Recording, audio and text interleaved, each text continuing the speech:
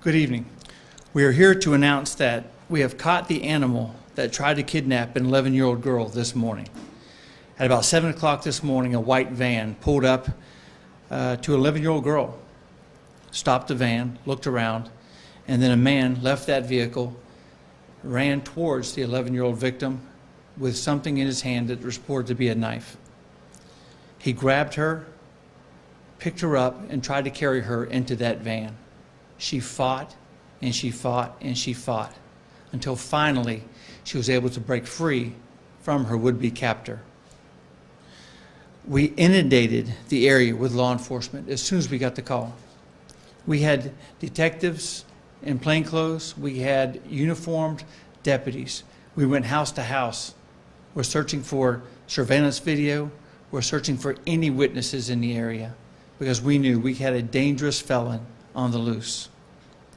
We were able to finally, through these investigative efforts, identify the vehicle that was reported in the video that you saw, also get a tag number.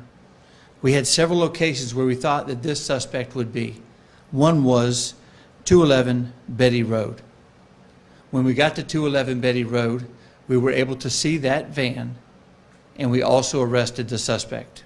I'm going to withhold the suspect's name for right now, but I will tell you that that van had been freshly painted. If you recall this morning, I talked about a silver bumper on the front of that van. Well, clearly this had been painted black, but you could tell it smelled like fresh paint and it ran like fresh paint. We obtained pictures from today, various pictures of this suspect in convenience stores, and in those photographs the suspect is wearing the same clothes that he's wearing during this attempted abduction. The victim at the time of the attempted abduction was playing with blue slime as a toy. She had blue slime and it was all in her hands. The suspect, when we caught him, had blue slime all over his own arms. So as you can see, our investigators have been very busy all day, tracking the vehicle, obtaining the tag, getting the addresses, gathering evidence, and then making the arrest on a 30-year-old male. And this 30-year-old male will be charged with attempted kidnapping, with aggravated assault with a knife. This 30-year-old male has an extensive criminal history, including but not limited to sexual offenses with a child. We're still looking at the history. It is again rather long. We're trying to piece it together, figure out which ones of those were convictions and which one of those are still awaiting adjudication. As I mentioned before, we had 50 deputies at least in the area. We had our bicycle unit out there, and when you have this many deputies, when you have this type of a response, you're able to go to every door, you're able to go and look for every video, and ultimately we were able to get the tag number. I'm very proud of the efforts of the Escambia County Sheriff's Office, but I cannot help to think that this could have ended very differently.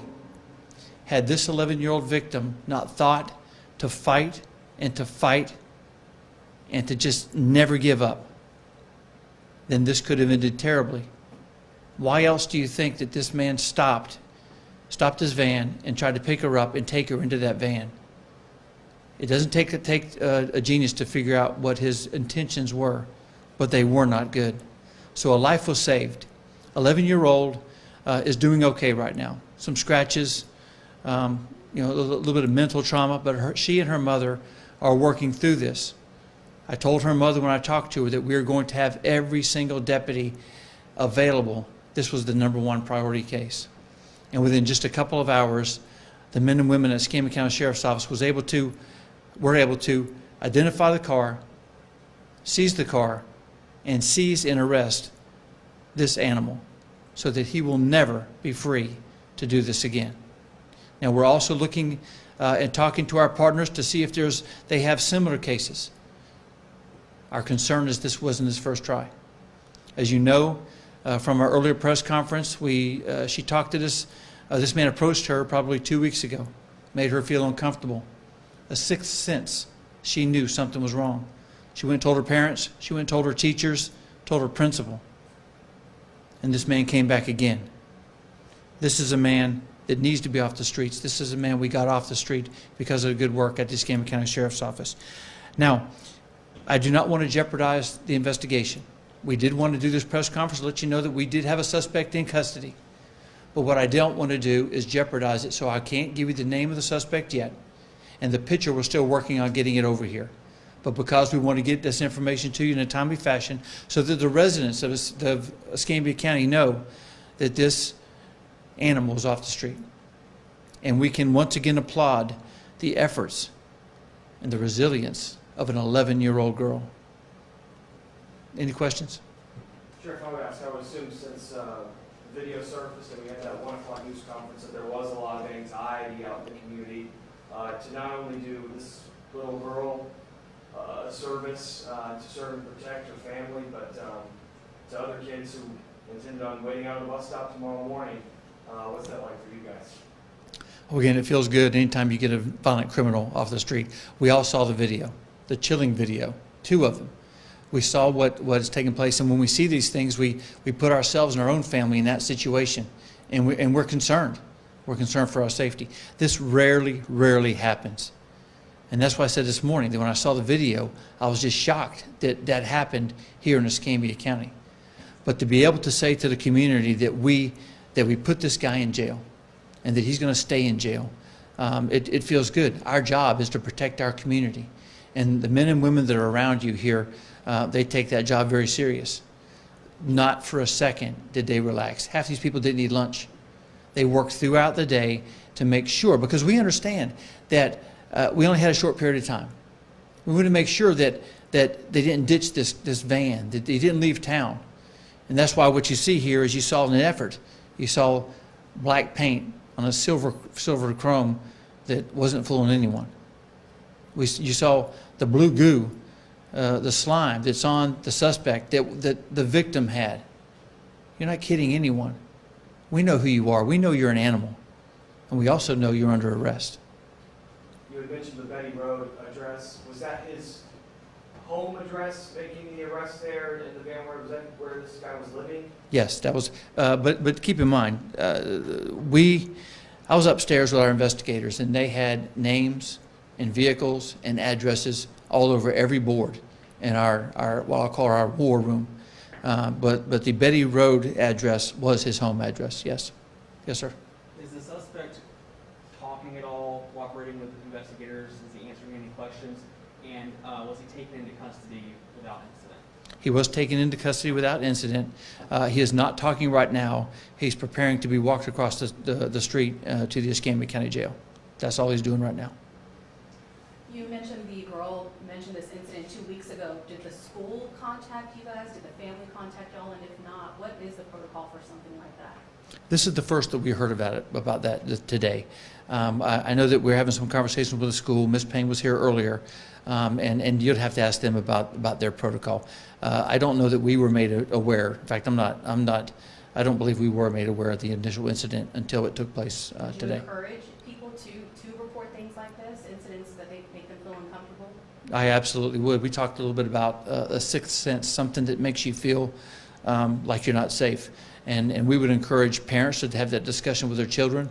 We would encourage teachers to have that discussion with your students, principals to have that discussion with your teachers. And now is a great platform for me to say, talk to them about their own safety. And again, talk to them. And I mentioned it earlier, if the number one headline isn't fight, fight, fight, like your life depends on it, then I don't know what else you should put in there. Any more questions? Yes, ma'am. You said he will be charged. Has he been charged, arrested, booked? No, he's not been booked. He is upstairs. He's not going anywhere. He is being prepared. We are working on the final the parts of the arrest warrant. And again, those charges are going to be attempted kidnapping, which we all saw, aggravated assault with a weapon, which is the knife, and then simple battery, which is the least of his concerns. Well, what's your message to the young girl tonight? I know you spoke with her earlier, but if she's watching tonight, what do you want to tell her? That you're going to be okay, that you have gone through something that fortunately no one should have to go through, and very few do have to go through. My message to her is that she's my hero, My message is that she did not give up. She did the right thing. She fought and she fought and she fought, and she never gave up.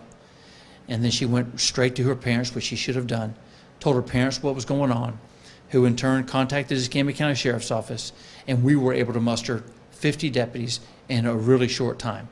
And then we got the information out so quickly that we had our suspect trying to paint his car, because we, using our media partners, were able to get that information out as soon as we possibly can. I was going to ask, what would your message be to parents going to bed tonight knowing they have to send their kids to the bus stop tomorrow morning? Is this sort of a good reminder to sort of re-go over that safety game plan at the bus stop? I think so. I think that not just for parents. This is a good time for schools. In your classroom, if I was a teacher, I would say, hey, let's talk about your bus stop. Let's talk about, does anyone not feel safe at their bus stop? And I know that they do that. We have great teachers here in Escambia County. So my message to the parents would be, pay attention to what's going on. You don't have to really dig too deep into this to know what could have happened. If you saw the video and that doesn't shake you or wake you, then I'm not sure what will. One more question. What again was that time, getting the man in custody? Let's see here, about 6 hours later, we got the call about 7 o'clock in the morning. We mustered quite a few people. We had a press conference. I'd say probably within 8 hours, we were on this particular suspect, and we moved everyone to this. We had surveillance going on, not just the Betty Road address, but on many other addresses as well. We were going to make sure that once we identified the suspect, he was not going to get away. But that he was taken into custody, do we have a time on that? I did be on the arrest report. It's probably going to be about 5 o'clock, something like that. Go ahead. There's been a man booked into jail named Hector Javier Calderon Madrid. Can you confirm that's the suspect? No, that's not him. Okay, thank you. All right. And again, as soon as we have the photograph, we're going to put it on our Facebook page. And again, it's part of the continuing investigation, and we feel like if we put that picture out within the next hour or so, it may well compromise that. As you can imagine, without getting into too many details, we do anticipate putting the picture out, and when we put the picture out, we will put the name out. So we're going to be as open and transparent as we possibly can. And with that, we are done, and I appreciate your time.